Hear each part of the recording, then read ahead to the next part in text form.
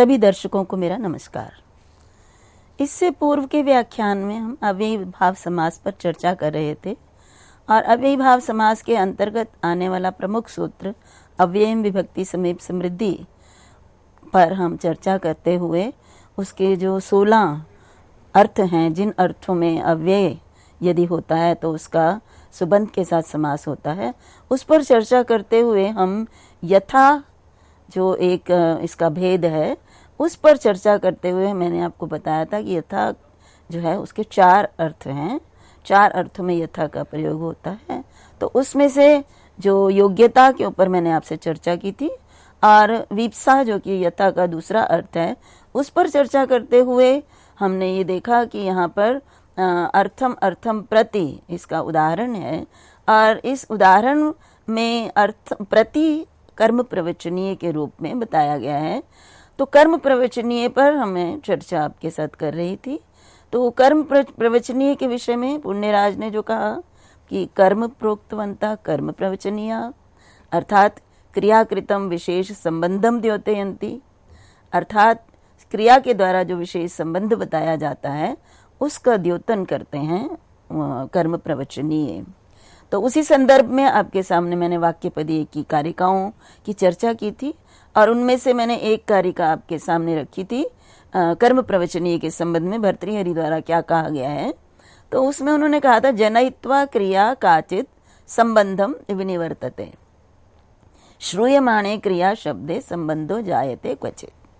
तो वाक्यों में इस प्रकार से होता है कि कभी कभी क्रिया कोई क्रिया संबंध को उत्पन्न करके संबंध को बताने के बाद विनिवर्तते निवृत्त हो जाती है, वहाँ वो दिखाई नहीं देती है। और कभी ऐसा होता है कि क्रिया शब्द सुनाई देते हुए संबंध को उत्पन्न करता है। तो इसको मैं आपको दोनों उदाहरणों द्वारा समझाने का प्रयास करूंगी कि कहाँ ऐसा होता है कि क्रिया संबंध को बताने के बाद निवृत्त हो जाती है और कहाँ क्रिया शब्द सुनाई देते हुए संबंध को बताता है। तो वो पहले का उदाहरण है जैसे राजपुरुषः। तो राजपुरुषः समास है, समस्त पद है जिसका अर्थ है राज्ञः पुरुषः। तो यहाँ पर पुरुष राजा का क्या संबंध है, क्यों राजा का पुरुष सेवक है, तो इस संबंध को यहाँ पर क्रिया के द्वारा जिस क्रिया के द्वारा बताया गया है वो क्रिया है जैसे राजा पुरुषम बिभर्ति, अर्थात राजा पुरुष का पालन पोषण करता है, भरण पोषण करता है, इसलिए राजा का ये पुरुष है। तो यहाँ पुरुष और राजा में जो संबंध है वो आश्रय आश्रयी संबंध है। आश्रय राजा है और पुरुष आश्रयी है। तो ये संबंध यहाँ पर जिस क्रिया के द्वारा भरण लक्षण बिभर्ति, इस क्रिया के द्वारा ये संबंध बताया गया है और ये क्रिया यहाँ पर संबंध बताने के बाद निवृत्त हो गई है। तो ये तो पहले का उदाहरण है कि कभी क्रियापद संबंध बताने के बाद विनिवृत्त हो जाता है। उसके बाद दूसरे का जो उदाहरण है मातुः स्मरति। तो यहाँ पे माता और स्मरण, तो माता और स्मरण क्रिया, तो स्मरण क्रिया के द्वारा ही माता और स्मरण में संबंध यहाँ पर प्राप्त हो रहा है, अर्थात माता स्मरण का आश्रय है। तो माता आश्रय और स्मरण जो है वो आश्रयी है। तो ये स्मृति क्रिया यहाँ पे प्रयुक्त है, विनिवृत्त नहीं हुई है। तो स्मृति क्रिया के द्वारा ही यहाँ पर माता और स्मरण में संबंध बताया गया है। तो संबंध जो बताया गया वो क्रिया के द्वारा स्वयं ही बताया गया। तो अब अगली कारिका में ये बताते हैं कि सच उपजात संबंधो विनिवृत्ते क्रियापदे कर्म प्रवचनीयेन तत्र तत्र नियम्यते। ये भर्तृहरि ने ही हमें कर्म प्रवचनीय के संदर्भ में बताया है कि वो जो संबंध उत्पन्न होता है वो क्रियापदे विनिवृत्ते, क्रियापद जब निवृत्त हो जाता है वहां प्रयुक्त नहीं दिखाई देता है, जैसे राजपुरुष में था। तो वो किस तरह से पता चलता है उन वाक्यों में कि यहाँ पर ये इनका संबंध क्या है, तो उस संबंध का जो नियमन करता है वो कर्म प्रवचनीय है। तो इसलिए कहा कर्म प्रवचनीय नियेन तत्र तत्र नियम्यते।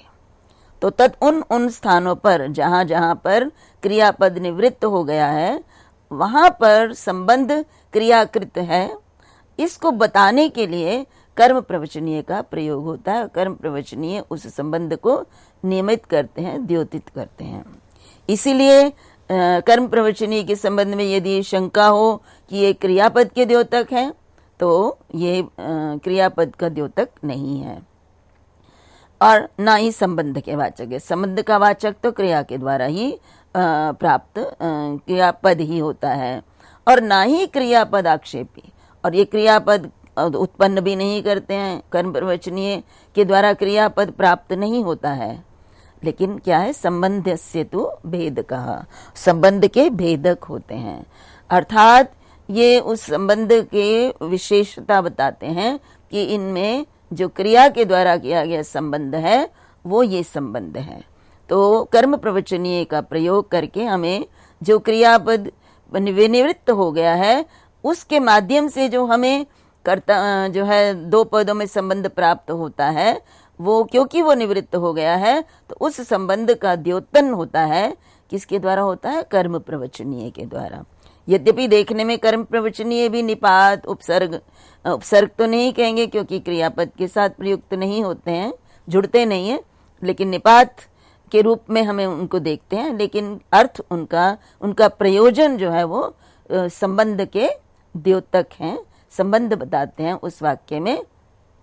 जैसे मैं उदाहरण आपके सामने पुण्यराज ने भी उदाहरण दिया कि वृक्षम प्रति विद्योतते विद्युत।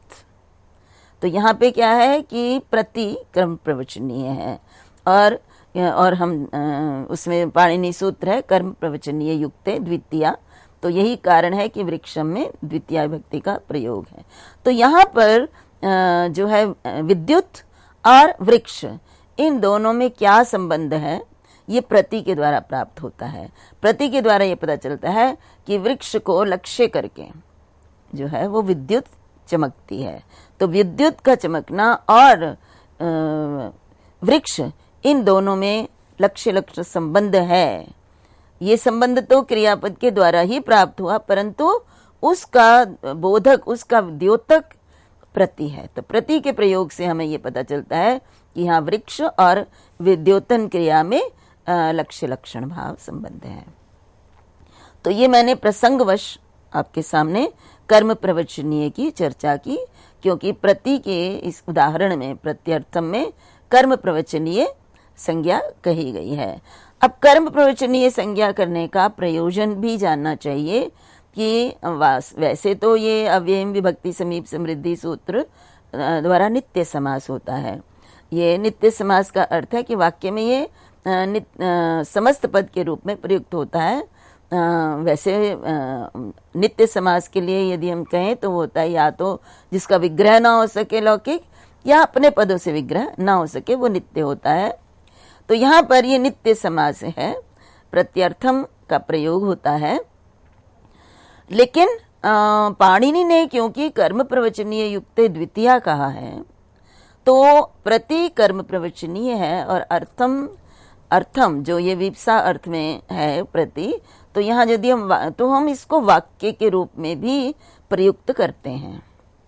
नित्य समास होने पर मैंने कहा वाक्य रूप में प्रयुक्त नहीं करते हैं, लौकिक वाक्य के रूप में, परंतु यहाँ पर लौकिक विग्रह के रूप में प्रति के योग में अर्थम प्रति, इस प्रकार से असमस्त वाक्य का भी प्रयोग किया जाता है। इसका कारण यह है कि यदि ऐसा ना होता तो यहाँ पर द्वितीया विभक्ति का प्रयोजन कोई नहीं रहता, क्योंकि समास करने के बाद विभक्ति जो है वो लुप्त हो जाती है। तो जब समास नहीं करते हैं तो अर्थम प्रति इस वाक्य का भी प्रयोग होता है, जबकि अधिहरि में हरऊ अधि का प्रयोग नहीं होता है। तो और इसका समस्त पद प्रत्यर्थम का भी प्रयोग होता है।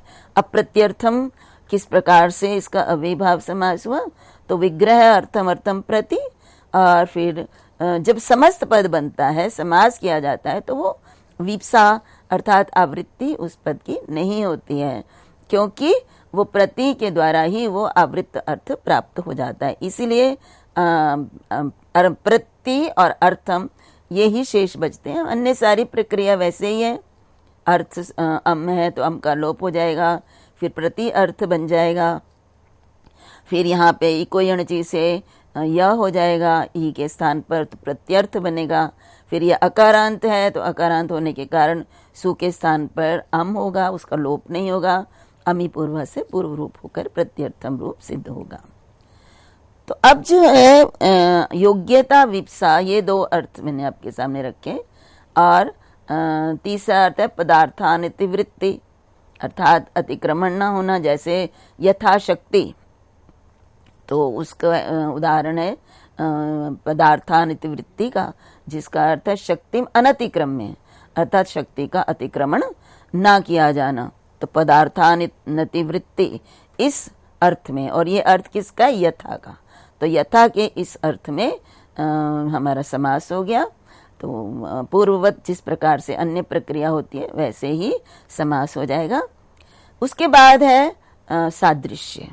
तो यथा के 4 अर्थों में एक अर्थ सादृश्य है।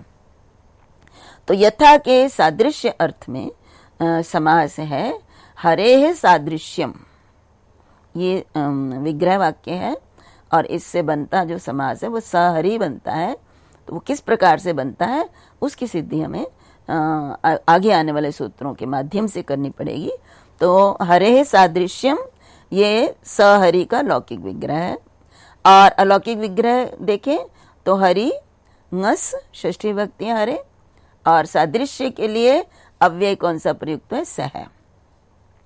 तो ये हमारा अलौकिक विग्रह है। बाकी अन्य कार्य प्रातिपदिक संज्ञा, विभक्ति लोप, सह का पूर्व प्रयोग इत्यादि कार्य करने के बाद हमारे पास स्थिति बचती है सह हरि।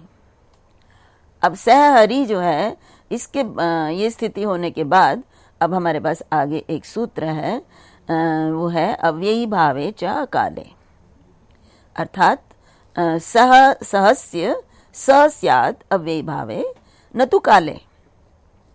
अब यहाँ पे कहा कि अव्ययी भाव समास में सह के स्थान पर स हो जाता है, तो सह स में परिवर्तित हो जाता है और अव्ययी भाव समास में ही होता है। और न तो काले, परंतु यदि काल अर्थ में प्रयुक्त होता है तो फिर सह के स्थान पर स नहीं होता। तो दोनों ही उदाहरण मैं आपके सामने प्रस्तुत कर रही हूँ। जो सबसे पहले सह हरि को जो अव्ययी भाव समास हुआ है, तो यहाँ पर अव्ययी भाव समास होने पर सह के स्थान पर स हो जाता है। तो हमारे पास स्थिति होती है सहरी, और सहरी के बाद फिर पुनः अव्यय संज्ञा, अव्ययी भाव समास होने के कारण अव्यय संज्ञा होती है, इसलिए सहरी को सुआदि की उत्पत्ति होने के बाद उस सु का अव्ययाद आप सुपह से लोप हो जाता है। जैसे अधिहरि में किया था वैसे ही लोप हो जाता है। यहाँ पे ये शंका नहीं होनी चाहिए कि यहाँ पे सु का अम क्यों नहीं हुआ, क्योंकि अम केवल अ में समाप्त होने वाले प्रातिपदिक के अव्ययी भाव समास को ही होता है। अब मैंने आपको कहा कि काल न तो काले, अर्थात यदि काल अर्थ में प्रयुक्त होता है तो यहाँ पर जो है वो सह को स नहीं होगा। जैसे सह पूर्वान्नम, तो ये पूर्वान्न कालवाचिक है, इसलिए सह के स्थान पर स नहीं हुआ है, तो सह पूर्वान्नम ही यहाँ पे रूप होगा। अब यहाँ पे देखिए सह के स्थान पर स होना ये बहुव्रीहि समास में भी होता है। तो ये एक और प्रश्न हो जाता है, समस्या हो जाती है कि कैसे पता चलेगा कि ये अव्ययी भाव समास है या बहुव्रीहि समास है। तो इसके लिए सबसे पहले मैं स्मृति में लाना चाहूंगी, क्योंकि हम बहुव्रीहि समास पहले कर चुके हैं। तो वहां पर एक सूत्र था तेन सहति तुल्य योगे। तो स इसका तेन अर्थात तृतीयांत सुबंध के साथ समास होता है तुल्य योग अर्थ में, तुल्य योग समान होना अर्थ में। तो वहां पर हमने एक उदाहरण दिया था सह पुत्र और सपुत्र। तो यहाँ पे उदाहरण है सपुत्र। तो यहाँ पर सपुत्र आगतः, मैं वाक्य यदि आपके सामने रखूं तभी तुल्य योग समझ में आएगा कि सपुत्र आगतः, अर्थात पुत्र सहित आया। तो पुत्र भी और वह भी स्वयं जो है दोनों ही आए हैं। तो दोनों एक समान क्रिया को कर रहे हैं, तो तुल्य योग है, इसलिए यहाँ पर बहुव्रीहि समास तो हो गया। और वोपसर्जन से, तो देखिए वोपसर्जन, तो जहाँ उपसर्जन होता है वहां पर विकल्प से समास होता है। तो ये दोनों सूत्र सपुत्रा की सिद्धि में लगेंगे। तो क्योंकि ये उपसर्जन है, पुत्रेण सह या पुत्रैः सह आगता, तो ये बहुव्रीहि समास है। और हम सब जानते हैं कि बहुव्रीहि समास में उपसर्जन अर्थात गौण ही होते हैं सभी पद, क्योंकि वो किसी अन्य अर्थ के लिए प्रयुक्त होते हैं। तो यहाँ पर सह जो है वो गौण है, इसलिए यहाँ पर जो तेन सह इति तुल्य योगी सूत्र द्वारा समास होना है बहुव्रीहि, वो विकल्प से होता है। इसीलिए आपके सामने दो रूप हैं, सहपुत्र और सपुत्र। इसी प्रकार से है सहछात्रा और सच्छात्रा। सच्छात्रा में ये समास किया, संधि की हुई है। सछात्र बनने के बाद छे च से तुक आगम होता है, और तुक को त को च होकर स्तोश्चुनाशु से, और श को षष्ठ्वटी से, नहीं छात्रा में तो च ही रहेगा, स्तोश्चुनाशु से च हो जाएगा, तो हमारा बन जाएगा सच्छात्रा। लेकिन क्योंकि ये बहुव्रीहि समास है दोनों, इसलिए यहाँ पर सह भी रहेगा, तो इसलिए सहपुत्रा भी होगा, सहछात्रा भी होगा, सपुत्रा भी होगा, सच्छात्रा भी होगा। इसी प्रकार से कर्म करे सह, सकर्म करा उदाहरण भी है। परंतु यहाँ पर मैं जो बताना चाहती हूँ कि अव्ययीभाव समास में सह के स्थान पर स होता है, बहुव्रीहि समास में भी स के स्थान पर स होता है। तो इन दोनों में पहचान कैसे की जाए कि ये बहुव्रीहि समास है या अव्ययीभाव समास है? तो इसका जो है सबसे प्रमुख जो इसका पहचान है वो ये है कि अव्ययीभाव समास में अंत में कोई भी विभक्ति नहीं लगती। सहरि अव्यय है, अव्यय होने के कारण चाहे इसका वाक्य में चतुर्थी के साथ प्रयोग हो, षष्ठी के साथ हो, परंतु ये सहरि ही रहेगा। तो जैसे कृष्णेन सहरि राक्षसानाम हत्या कृता, तो यहाँ पे देखिए कृष्ण तृतीया में है और हरि सही हरि के साथ, तो यहाँ पर जो है विष्णु के साथ कृष्ण ने किया, लेकिन कृष्णेन के समान ही सहरि में भी तृतीया होनी चाहिए थी, परंतु क्योंकि ये अव्ययीभाव समास है इसलिए यहाँ पर विभक्ति परिवर्तन नहीं हुआ। तो ये तो पहचान होती है ये अव्ययीभाव समास की। परंतु यहाँ यदि हम बहुव्रीहि समास के लिए बोले तो हमने कहा कृष्णेन सपुत्रेण एतत् कार्यम कृतम, तो यहाँ पे जब हमने कृष्णेन कहा तो बहुव्रीहि समास है, तो हमने सपुत्रा के स्थान पर सपुत्रेण किया, क्योंकि ये कृष्ण के लिए प्रयुक्त हुआ है। तो इस प्रकार से ये बहुव्रीहि समास होता है। तो बहुव्रीहि समास में विभक्ति वचन अंत में लगते हैं और अव्ययीभाव में वो नहीं लगते हैं। तो इसी संदर्भ में मैंने आपके सामने ये चर्चा की है कि कैसे हम अव्ययीभाव समास में और बहुव्रीहि समास में अंतर कर सकते हैं। अब मैं एक बात और भी बताना चाहूंगी कि क्योंकि ये अव्ययीभाव समास और बहुव्रीहि समास में ही ये सह को स होता है, तत्पुरुष में नहीं होता। तो तत्पुरुष समास में क्यों नहीं होता? तो तत्पुरुष के लिए कहा ही नहीं गया। इसको प्रत्युदाहरण में भी हम देख सकते हैं कि बहुव्रीहौ किम, कि ये बहुव्रीहि समास में ही क्यों होता है। तो यदि तत्पुरुष समास है तो उसमें ये सह को स नहीं होगा। तो ये एक और कि हम तत्पुरुष भी समास होता है सह के साथ, तो वो तत्पुरुष समास, बहुव्रीहि समास और अव्ययीभाव समास, इनमें किस तरह से अंतर करें। तो अव्ययीभाव और बहुव्रीहि के विषय में तो मैंने आपके सामने बताया। अब तत्पुरुष समास में सह को स नहीं होता। तो जैसे देखिए उदाहरण है सह युद्ध्वा सह कृत्वा, ये तत्पुरुष समास है। तो यहाँ पे ये युद्ध धातु है और इसमें क्वनिप प्रत्यय है, तो ये युद्ध्व शब्द बनता है। इसी प्रकार से क्री धातु से क्वनिक प्रत्यय लग के तो कृत्व शब्द बनता है। तो यहाँ पे सहेच सूत्र है और इस सूत्र से सह उपपद रहते युद्धव की और सह उपपद रहते कृत्वा की उपपद संज्ञा है, और उपपद संज्ञा होने के कारण उपपदमतिंग सूत्र द्वारा इनमें तत्पुरुष समास हुआ है। ये मैंने आपके इसके लिए किससे समास हुआ है, क्यों हुआ है, यद्यपि यहाँ तत्पुरुष का प्रसंग नहीं है, लेकिन मैं ये बताने के लिए कि ये तत्पुरुष समास है, क्योंकि यहाँ युद्धवा कहीं त्वा प्रत्यांत जो है समझ ना लें, यहाँ पे कृदंत, तो यहाँ पे युद्ध और त्वन प्रत्यय होकर युद्धवन बना, कृत्वन बना, और फिर उसको पुल्लिंग एक वचन में युद्धवा और कृत्वा रूप बनते हैं। तो यहाँ क्योंकि ये तत्पुरुष समास है, इसलिए यहाँ पर सह को स नहीं होगा। तो अव्यय भाव में नित्य रूप से यदि काल अर्थ नहीं है तो होता है, बहुव्रीहि समास में सह को स विकल्प से होता है, और तत्पुरुष समास में सह को स नहीं होता। इसी संदर्भ में तुल्य योग क्यों कहा, वहाँ पर भी सह को स नहीं होगा। और मैं आपको पूर्व में ये प्रकृत्याशिषि इत्यादि सब बहुव्रीहि समास के संदर्भ में आपको बता चुकी हूँ। अब और ये अगो वत्स हलेष्विति वाच्यम, ये वार्तिक पर भी हम चर्चा कर चुके हैं।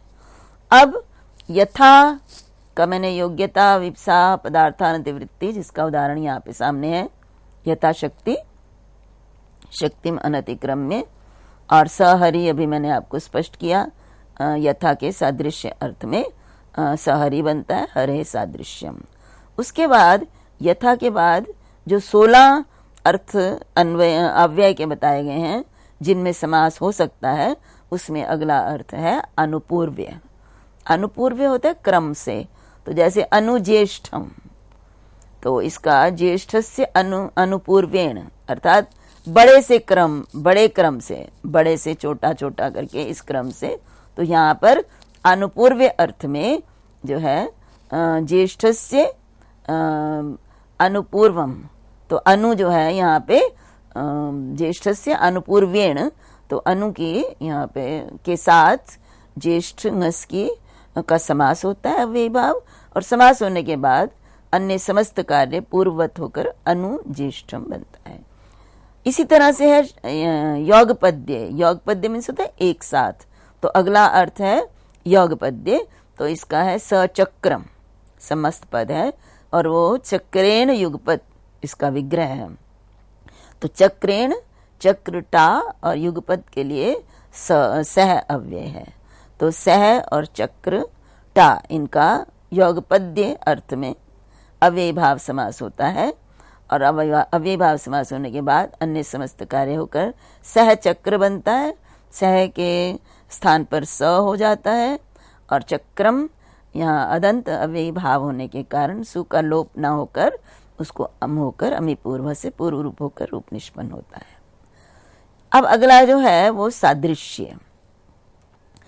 देखिए यथा में भी सादृश्य अर्थ है, यथा का सादृश्य अर्थ, उसमें हमने सहरि की निष्पत्ति देखी। अब अलग से सूत्र में एक सादृश्य अर्थ में अव्यय का सुबंत के साथ समास होता है, ये भी दिया गया है। तो यहाँ पे एक शंका हो सकती है कि जब यथा में ही सादृश्य का प्रयोग किया गया है, तो ये ससखी इसका अलग से इन पदों के निष्पत्ति के लिए अलग से सादृश्य अर्थ देने की क्या आवश्यकता है। तो इसके लिए टीकाकार ने यहाँ पे पंक्ति दी जो आपके सामने मैं प्रस्तुत कर रही हूँ। पुनः सादृश्य ग्रहणम गुणभूते अपि सादृश्य यथा स्याद इत्येवम अर्थम। तो सादृश्य का दो बार प्रयोग करना, पुनः सादृश्य ग्रहणम, एक बार सादृश्य का ग्रहण करने के बाद फिर से यहाँ पर सादृश्य अर्थ में विद्यमान अव्ययी भाव का समास, ये बताने का प्रयोजन यह है कि जहाँ सादृश्य गौण होता है, गुणभूते अपि सादृश्य, जहाँ पर सादृश्य गौण होता है वहाँ पर भी अव्ययी भाव समास हो जाए। देखिए मैंने अभी आपको बताया कि अव्ययी भाव समास में अव्यय का अर्थ जो है वो मुख्य होता है, प्रधान होता है, प्रमुख होता है, तभी अव्ययी भाव समास होता है। तो इसका अर्थ है कि जहां पर अव्यय का अर्थ गौण मुख्य नहीं होगा, गौण होगा, तब तो ये समास नहीं हो पाएगा। तो यहाँ दोबारा से पुनः सादृश्य का प्रयोग करना यही बताता है कि यदि अर्थ यदि अव्यय का गौण भी है, सादृश्य अर्थ जो है वो गौण भी है, तब भी ये अव्ययीभाव समास हो जाएगा। जैसे उदाहरण आपके सामने ससखी, ससखी का अर्थ है सदृशा सख्या, सखी के जैसा। तो यहाँ पर जो है प्रमुख है सखी, सखी जैसा। जो सादृश्य है वो गौण है, प्रधानता किसको देगी? सखी को। तो ये गौण अर्थ में प्रयुक्त है, परंतु फिर भी यहाँ पर सादृश्य का अलग से प्रयोग करने के कारण समास हो गया, अन्यथा नहीं होता। और सहरि में हमने विग्रह जो किया, हरे सादृश्यम, हरि का सादृश्य। तो यहाँ पर जो है सादृश्य अर्थ प्रमुख है और हरि गौण है, कि सादृश्य है यहाँ पर हरि का। तो सादृश्य अर्थ मुख्य है, यहाँ पर यथा के कारण समास हो गया, यथा के अर्थ में, और फिर सादृश्य को अलग से लेकर गौण होने के कारण भी सदृशा सख्या में सखी टा और सह का समास हो गया। बाकी समास तो उसी प्रकार से होगा, सखी टा और सह, और फिर समास करने के बाद सह को स करने के बाद फिर पुनः सु की उत्पत्ति, फिर उसको अव्यय संज्ञा, और अव्यय संज्ञा होने के कारण इकारांत है, इसलिए इसकी विभक्ति का लोप हो जाता है। तो ये तो है सादृश्य अर्थ। उसके बाद सादृश्य संपत्ति, संपत्ति अर्थ सक्षत्रम अर्थात क्षत्राणाम संपत्ति। तो संपत्ति अर्थ में सह का प्रयोग है, तो सह और क्षत्र और नहीं, क्षत्राणाम है ना, तो आम, तो सह और क्षत्र और आम, और फिर समास होने के बाद अदंत होने के बाद सु को अम होकर सक्षत्रम बनता है। इसी प्रकार से साकल्य अर्थ है, तो साकल्य अर्थात पूर्ण, तृणम अपरित्यज्य अर्थात तिनके को भी नहीं छोड़ना, तो साकल्य अर्थ है। तो साकल्य अर्थ में सह के साथ, सह का तृणम अपरित्यज्य, तो तृण अम के साथ समास होता है, और पुनः समस्त कार्य होने के बाद सतृणम रूप बनता है। उसके बाद साग्नि है, तो ये साग्नि मतलब अग्नि ग्रंथ पर्यंतम, सा यहाँ पे अर्थ है अग्नि ग्रंथ तक, तो ये अंत वचन अंत तक पढ़ना है। तो अग्नि ग्रंथ पर्यंतम अधीते, मतलब पूरे अग्नि ग्रंथ तक समस्त ग्रंथ को पढ़ना है, तो ये अंत वचन है। तो इसलिए यहाँ पे सह और अग्नि यहाँ पे समास होकर, तो स और अग्नि में फिर संधि होकर साग्नि रूप बनता है। तो इस प्रकार से मैंने आपके सामने अव्यय विभक्ति समीप समृद्धि सूत्र में जितने भी अर्थों में अव्यय का सुबंध के साथ समास होता है, उन सब के उदाहरण सहित मैंने आपके सामने सूत्र की व्याख्या की, और मैंने आपको उस सूत्र में प्रयुक्त पदों के विषय में भी बताया, और मैंने योग विभाग द्वारा किस तरह से ये सूत्र दो अर्थों में प्रयुक्त हुआ है, उसका प्रयोजन यही है कि अव्यय यदि इन अर्थों से अतिरिक्त किसी अर्थ में भी प्रयुक्त होता है तो भी समास हो जाए, इसलिए अव्यय और विभक्ति समीप समृद्धि में योग विभाग किया गया। अब इसके अतिरिक्त भी अव्ययों का समास होता है, तो वो समास किन किन अव्ययों का होता है और किस किस अर्थ में होता है, ये बताना अनिवार्य है। तो अग्रिम सूत्रों में मैं आपके सामने उन समस्त अव्ययों को बताऊंगी और बताऊंगी कि किन किन अर्थों में उन अव्ययों का समास होता है।